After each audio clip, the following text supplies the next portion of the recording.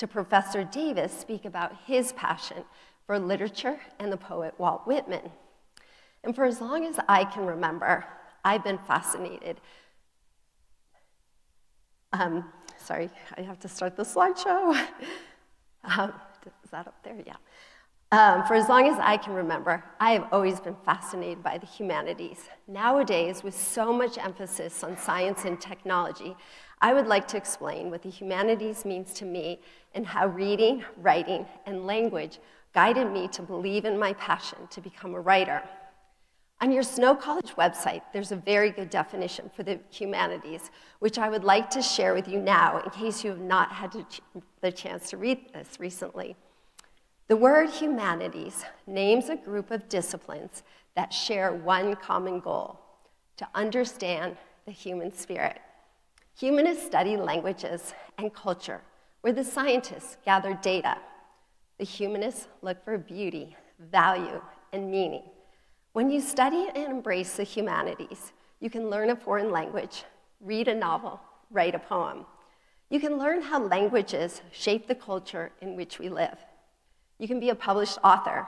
You could read ancient philosophers and ponder your place in the universe. Thinking and communicating are what humanists do best. And I've been fascinated by a particular structure you can find in literature, movies, and also in real life. It's called the hero's journey. So pay attention closely as I go through the stages.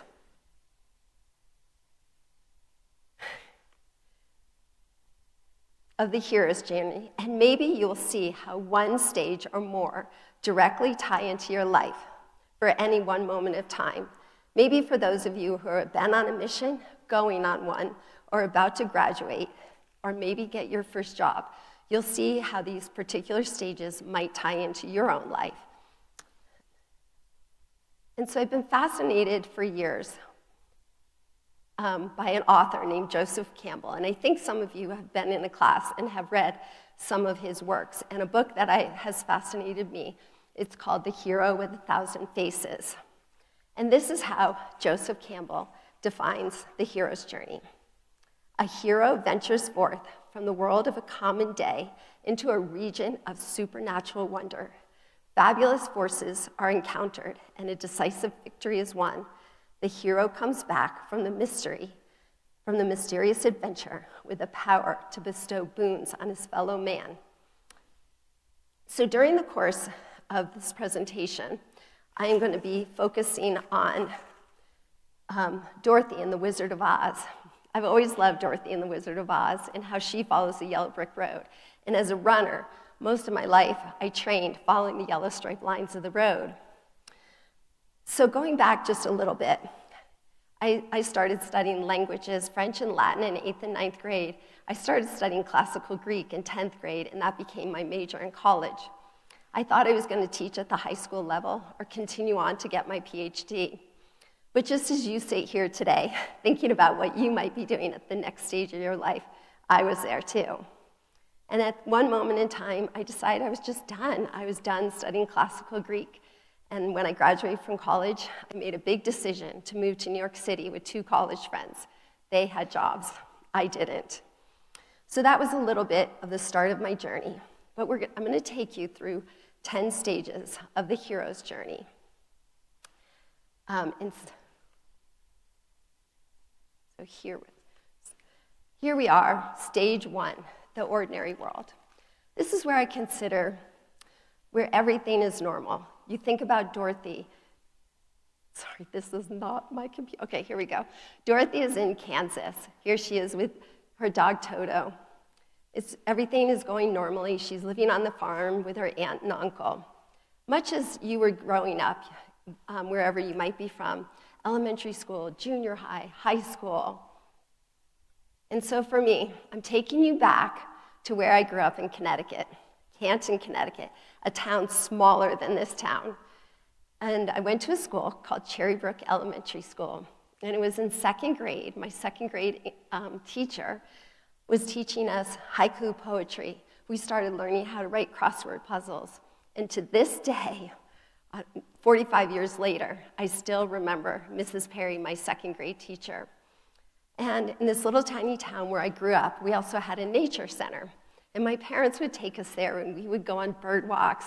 I would learn about indigo buntings and scarlet tanagers. I would learn about rock polypody, which is a kind of fern. So I also grew up with a grandfather who was a landscape architect and a grandmother who was an artist. But on the other side of the hill where I lived was a ski sundown.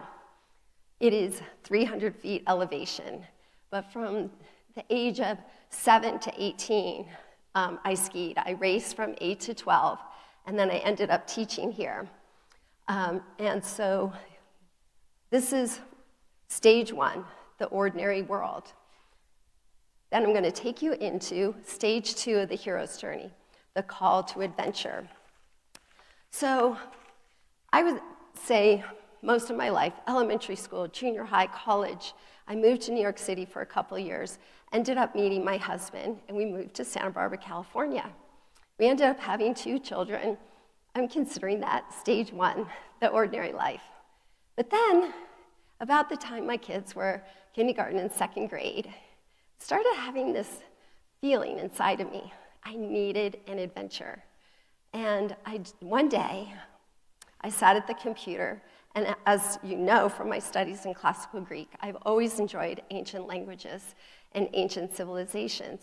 And I had this burning desire for no particular reason, but I wanted to go to Machu Picchu in Peru. I had already started running marathons, and this is about 2002. Back in 1998, I was actually trying to qualify for the Olympic trials, and my mom was diagnosed with her 2nd primary cancer. And it just put a damper on my desire to train that competitively. So my competitive nature from high school, college, up until about this time in 2002, kind of done running competitively. And I wanted an adventure, and I found a marathon along the Inca Trail to Machu Picchu.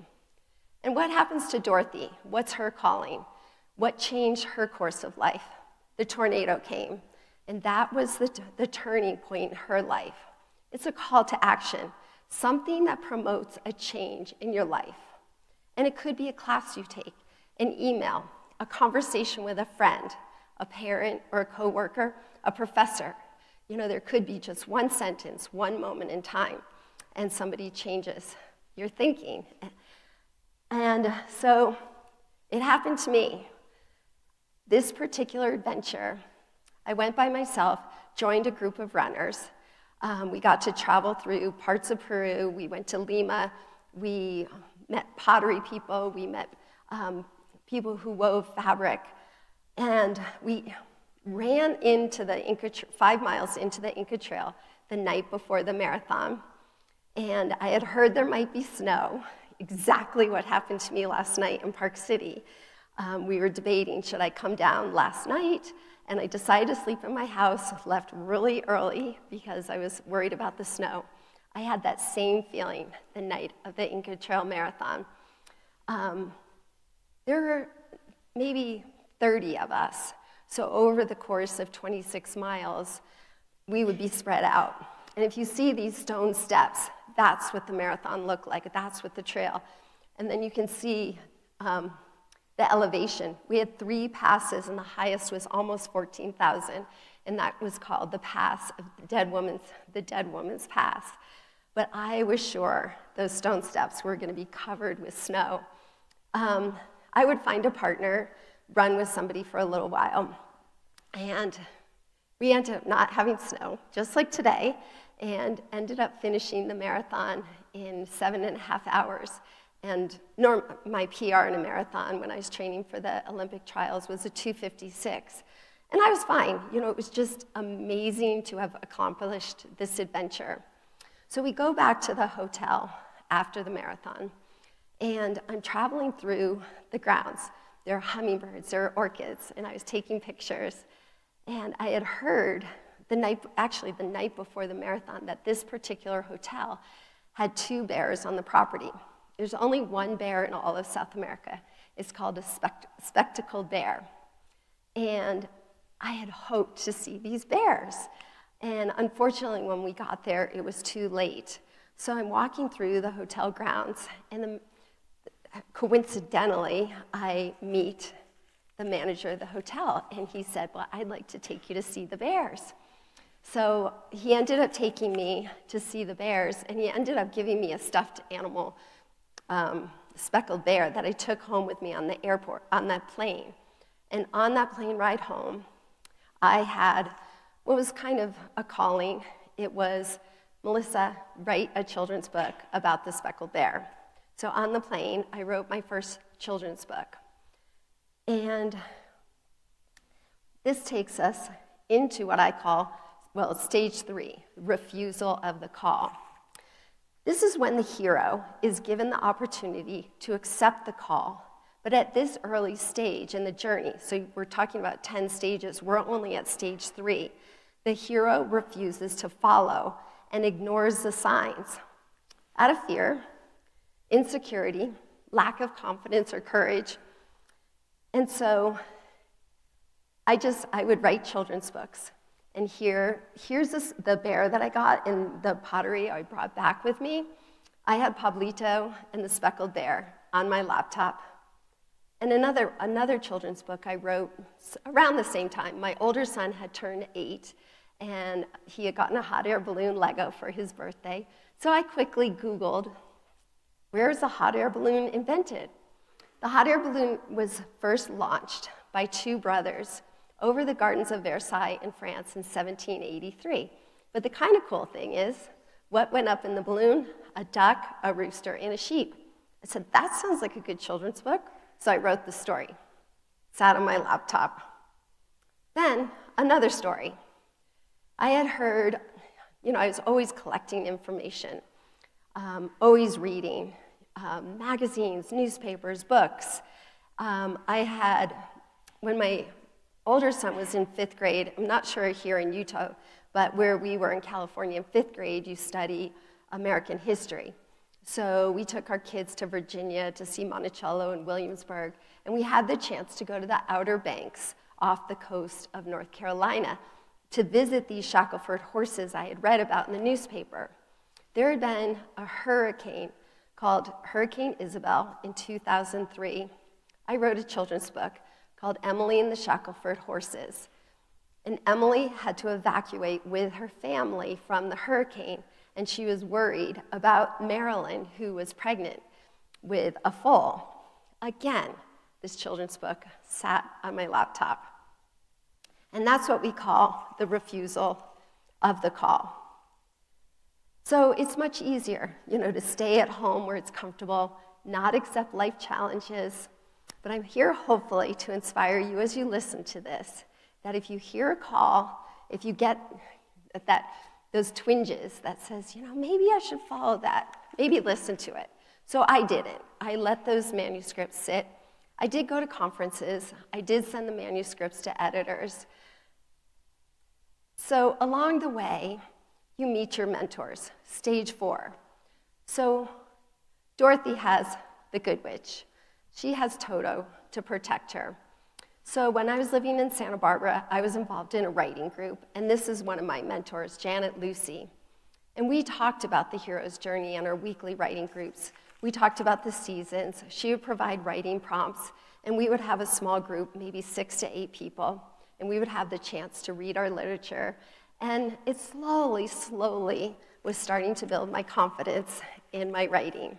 So you look for those mentors. Who are those people who are going to believe in you? So I have my writing, and as I mentioned, since 15 years old, I was a runner. So when I did go to college, I did study classical Greek, and I wrote my thesis on the origins of the Olympic Games. I was always fascinated with the Olympics, and I ended up taking a gap year in between high school and college and had the chance to go to Greece. And so in August of 1984, I'm on the island of Corfu, and the Los Angeles Olympics are on TV, and the women's marathon. This is Joan Benoit Samuelson, who was the first gold medal winner in the women's marathon in 1984. And I just thought, I want to be her. She was my hero. So she's always been part of my life. And in 2006, I actually had she hosts a 10K race in Maine. And I had the chance to meet her. And then I just thought I'd show you there's one time in my life where I got to cross the tape, but I didn't think, to raise my hands like Joan Benoit, but it was still one of the most incredible experiences of my life to have the chance, and especially at the Rose Bowl, and get a bouquet of roses. So another mentor of mine is an author, an environmentalist named Rachel Carson. Maybe some of you are familiar with her, but she was a mentor for me more as a parent and as I was raising my children.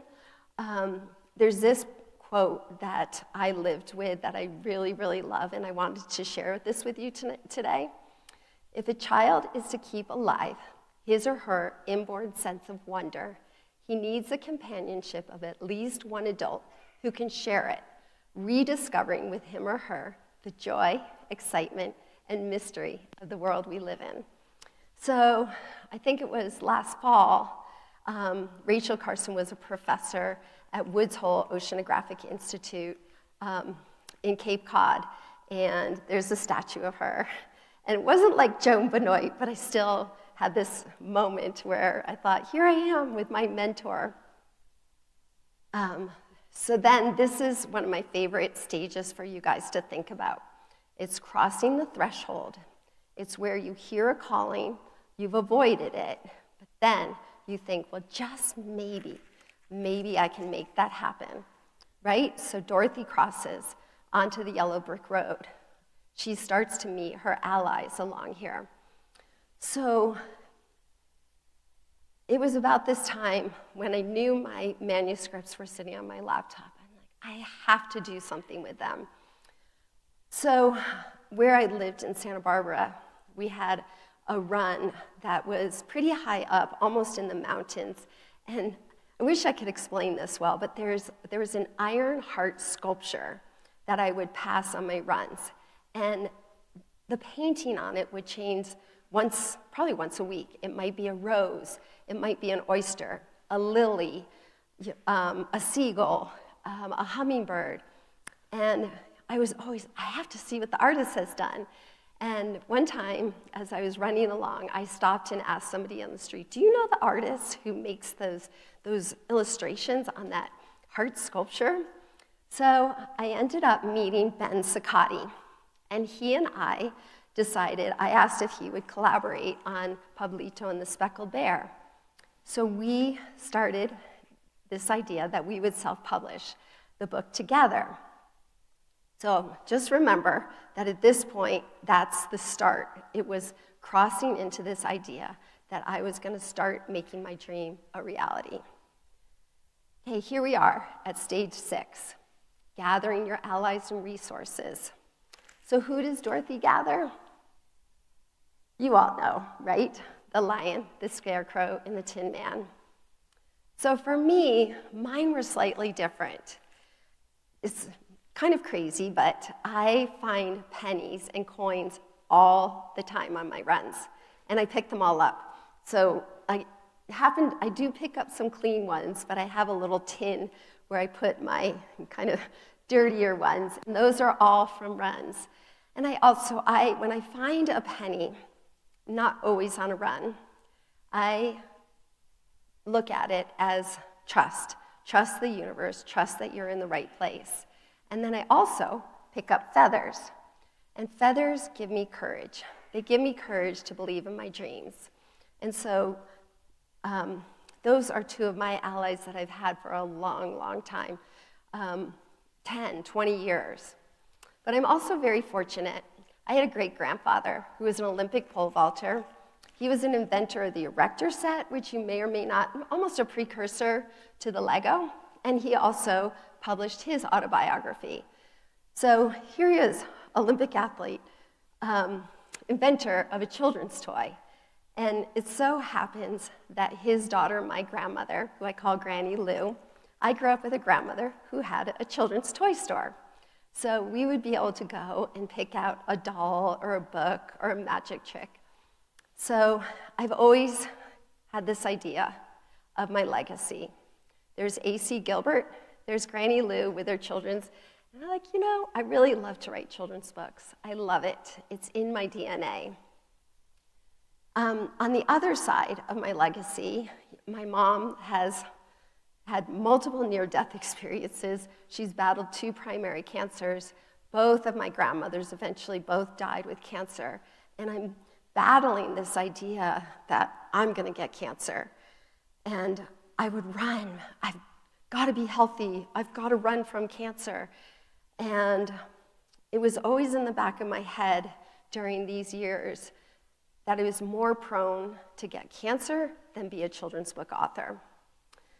So stage 7, the road of trials. And Dorothy, with the Wicked Witch of the West. So I call this a place where your enemies come, your naysayers, the people who don't want you to make your dream a reality.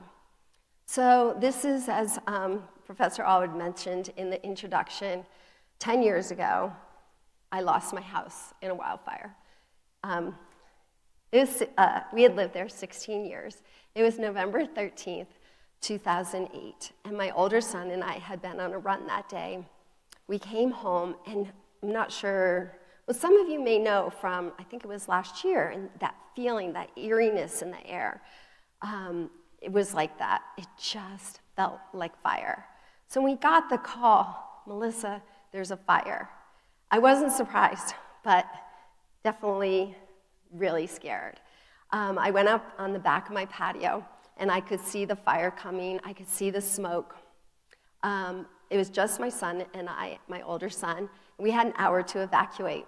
So I would run around the house picking up, I got 2 laptops, 2 hard drives, violin, saxophone, multiple photo albums, and he would pack the car while I went around the house.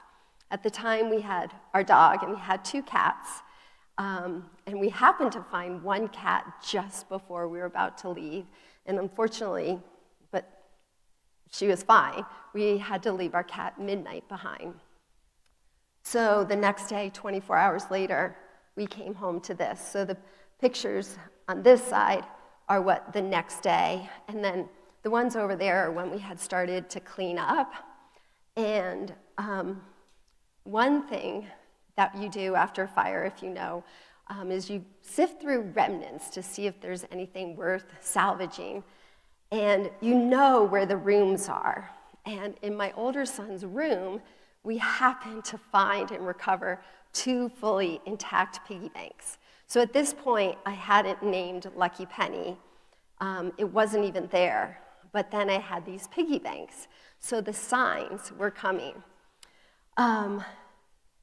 So right at the time of the, so at this time, one thing that I did take, I had a CD of 6 illustrations from Ben for Pablito and the Speckled Bear. He lost everything in the fire as well. I had the 6 illustrations. After the fire, a friend came to me, this guy, Andrew Duncan, and he said, if there's anything you could do, what would you do? And immediate reaction, I'm going to publish Pablito and the Speckled Bear. And Andrew worked with me and Ben for a year. It took us a year to self-publish Pablito and the Speckled Bear. And we did it through iBooks, and it was a hardback copy. We just printed 100, and it ended up costing quite a bit of money. But just to hold that book in my hands, have the newspaper do a review, have a book signing, it was pretty fun. So this is about November, December 2009. So I'm not sure if you know, the iPad came out March of 2010. So about 3 months after I self-published Pablito, the iPad comes out. And I said, this is the answer. I have to publish iBooks. So I wanted to help other authors do what I had done. I wanted to help them publish. So we created the Lucky Penny Press app, so 2010 to 2011, and these are just some of the children's books. I think I have 50 to 70 iBooks we did from 2010 to 2013. We did them in multiple languages. the brother of the man happened to live in Santa Barbara. He did the audio for Pablito and the Speckled Bear. We did audio, we did Spanish books, we did French, we have a Chinese book. But what happens? People couldn't find our books. Finding a Lucky Penny Press app, finding our books was like finding a needle in a haystack. What also happened, what we found when we were doing the books, is that if there was a typo, that Apple owned our books, so we couldn't retrieve our customers and give them a new book. So then on November 1st, 2011, I launched the website as it is today. So this is still, the fire again was November 28, 2008.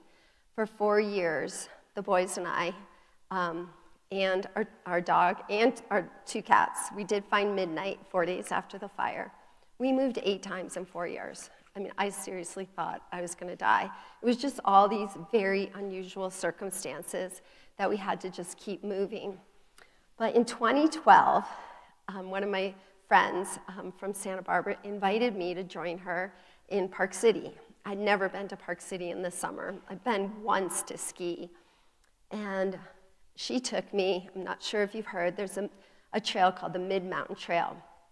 It goes from, it's at 8,200, 8,400, and it goes from the canyons, Park City, to Deer Valley.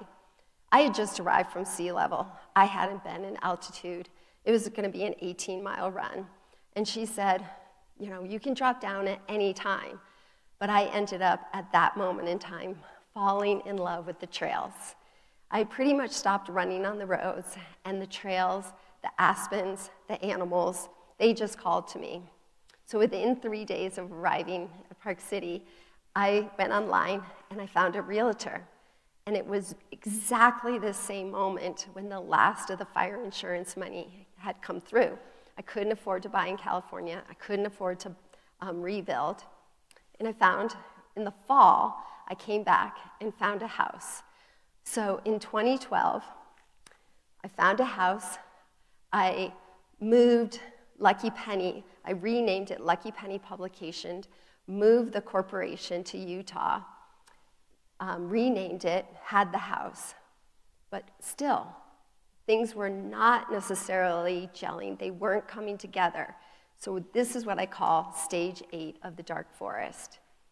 So we had moved to Park City, didn't know a lot of people. My younger son finished up junior and senior year at Park City High.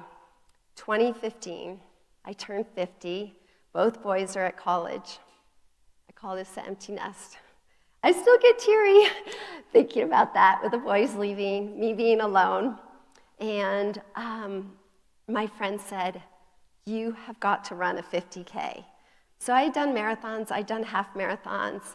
So 2 of my friends pulled me to Oregon, and they said, you're gonna run a 50K, 31 miles along the Oregon coast. So I did that. It was so much like being in the dark forest. There was wind, there was rain. When I was running through, so, I mean, this is kind of what the trails look like. I was sure those trees were gonna fall on me and I was gonna die.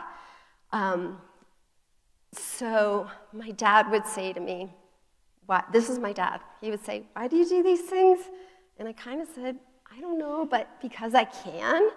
So my boys are gone. I started this crazy life of adventure. I did a run through one of the world's longest slot canyons. It's here in Utah, called Buckskin Gulch. I wonder how you can see that. But anyway, I did that in the fall of 2012. I started rock climbing. I hiked Kings Peak. Kings Peak is the highest peak in Utah. I started skiing double black diamonds. I started backcountry skiing. I can hear my dad saying, why are you doing this?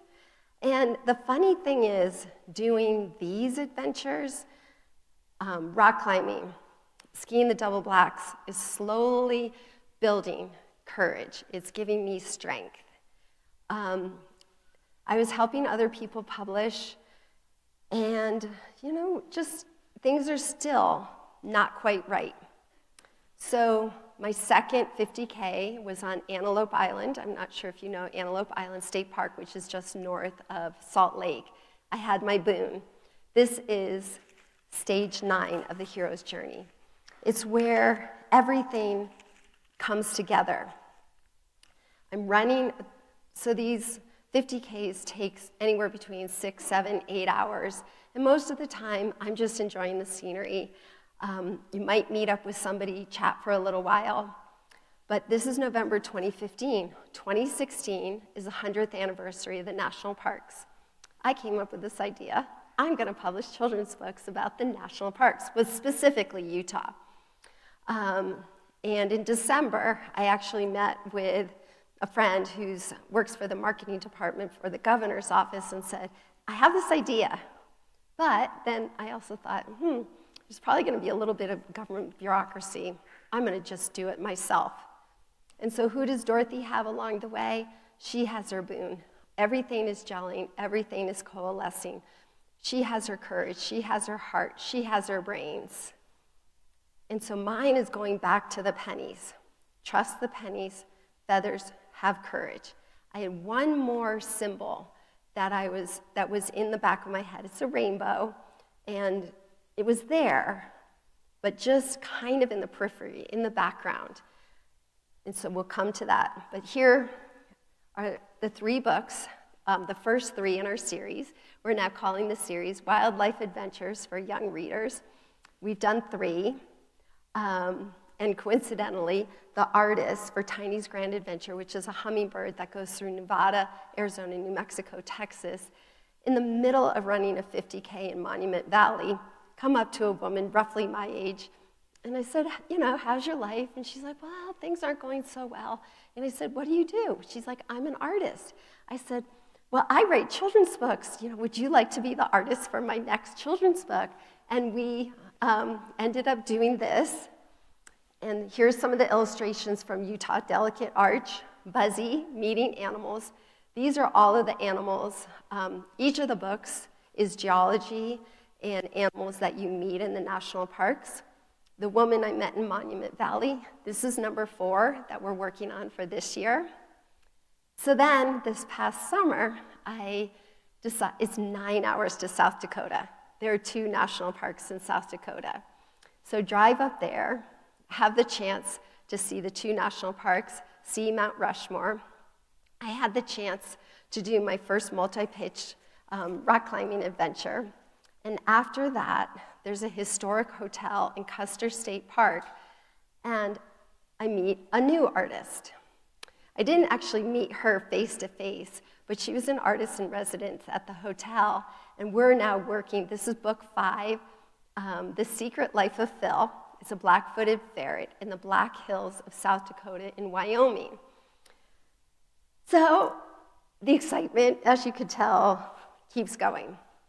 I meet an artist for number 7.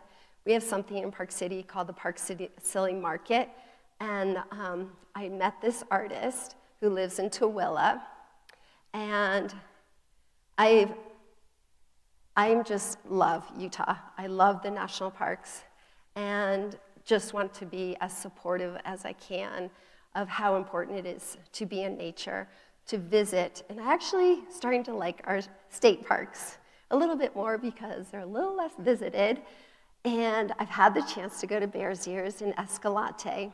So this book will take place Monument Valley, Cayenne de Chelly, Bears Ears.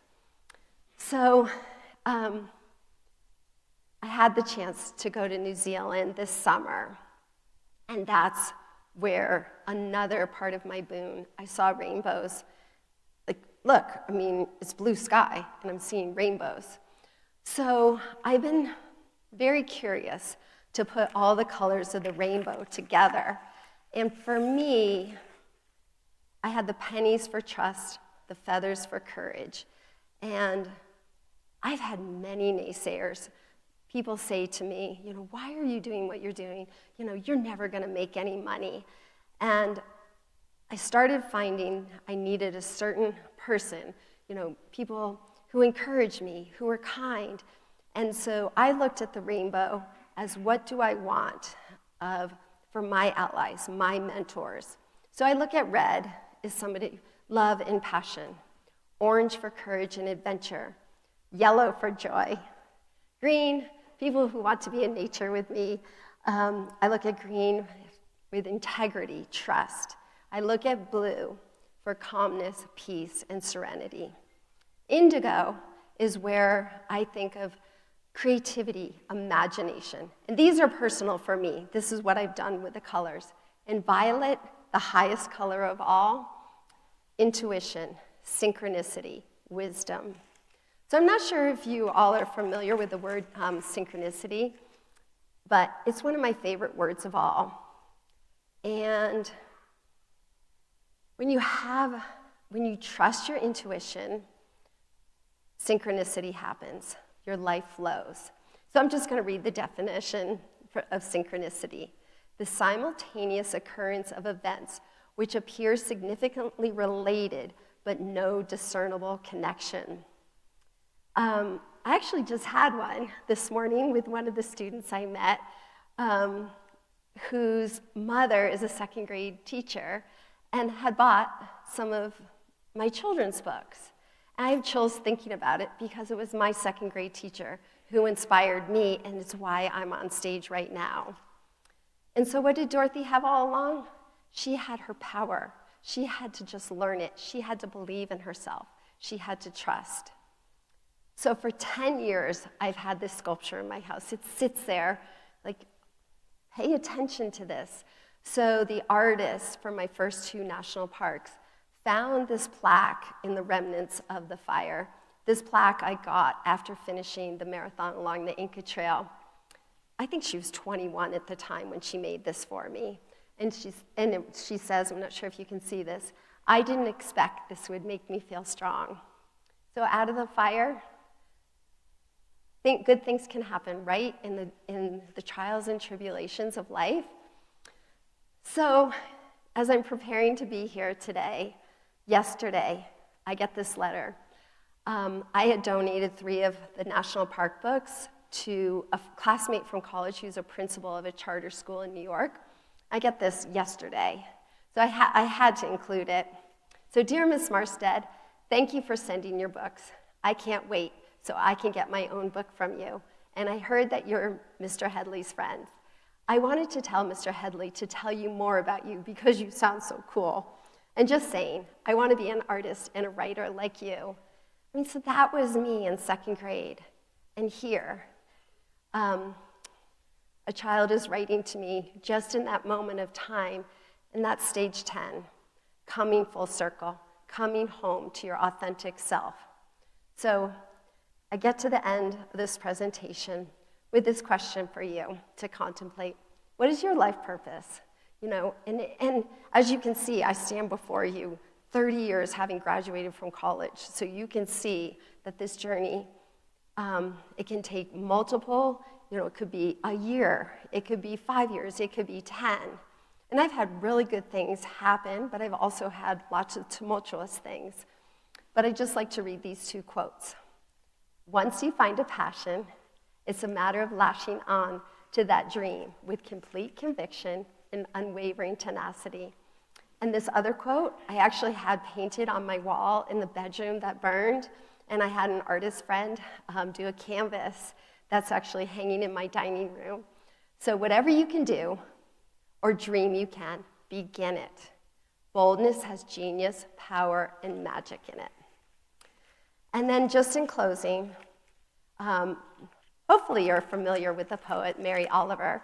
I just love her poetry. And I thought, okay, the summer day. But pay attention to the last 2 lines of this poem. And she unfortunately just died in January. But I'm going to read her poem. Who made the world? Who made the swan and the black bear? Who made the grasshopper? This grasshopper, I mean, the one who has flung herself out of the grass, the one who is eating sugar out of my hand, who is moving her jaws back and forth instead of up and down, who is gazing around with her enormous and complicated eyes. Now she lifts her pale forearms and thoroughly washes her face, Now she snaps her wings open and floats away. I don't know exactly what a prayer is. I do know how to pay attention, how to fall down into the grass, how to kneel down in the grass, how to be idle and blessed, how to stroll through the fields, which is what I've been doing all day. Tell me, what else should I have done? Doesn't everything die at last and too soon?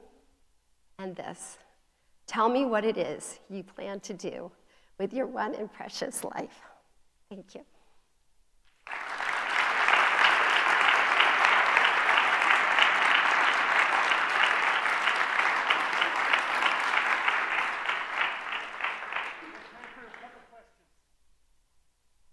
Or comments. Okay, thanks. Running. By doing the adventures, by climbing, by doing double black diamonds, by running, it's really the ultra marathons where I would just go, and the fact that I could climb these multi-pitch, it's like, if I can do that, kind of at my age, then I don't know, it was the outdoor adventures that really helped my courage.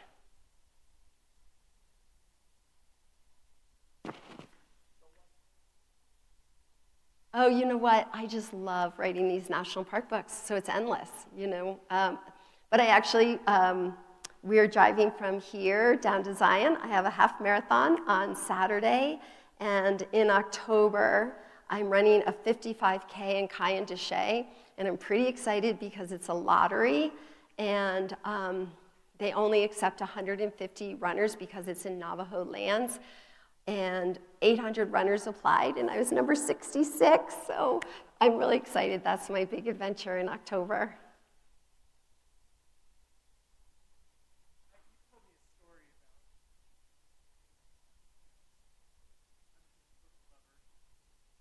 Oh, that's true. Yeah.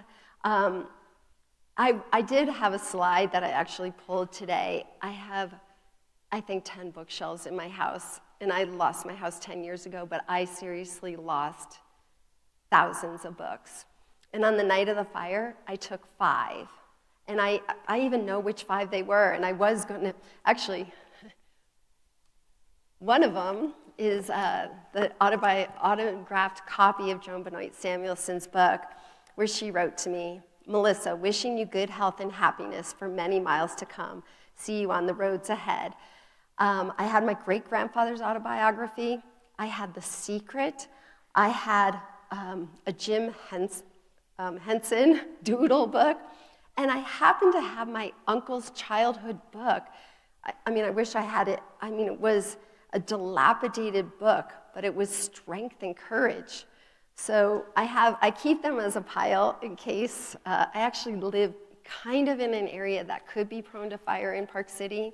And so I do kind of keep an eye on where things are, and I have that little pile set aside. Yes? I did. Thank you for asking. I did. So here's Emily and the Shackleford horses, and it's actually Cape Lookout National Seashore, so technically this is part of the National Park Service. We have Pablito and the King's Balloon. So thanks for asking. Thank you, everybody. Thanks for coming. Oh.